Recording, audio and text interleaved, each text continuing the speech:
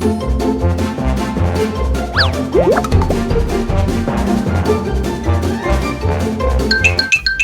廷鏗近日接受網上頻道訪問嗰陣，就話自己當年出席勁歌金曲頒獎典禮攞獎，花盡心思改善表演。不過上台嗰陣俾煙霧逐親，搞到表現失準。之後許廷鏗出席慶功宴，一到場就發現氣氛奇怪。我去到 Joyce 嗰度嘅時候，突然間氣氛好奇怪 ，which 有阿 Joyce 有啲同事喺度啊，有我嘅同事喺度啊，咁就係我同事出聲啦，佢就話。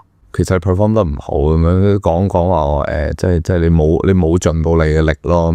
許廷鏗背負重任，竟然聽到同事批評，情緒崩潰到掟電話落場。唔知我嗰下一上頭，即係我已經好攰，或者已經諗咗好多嘢嚟希望呢一樣嘢成功。咁 which 對我嚟講，可能我同事都俾咗好多力去令到呢件事可以扭轉到唔係一個金針雲耳獎啦。咁然後嗰一刻我唔知點解我完全控制唔到個情緒，一部電話我就車咗落去，砰撞咗個埲牆，跟住個電話跌咗落地。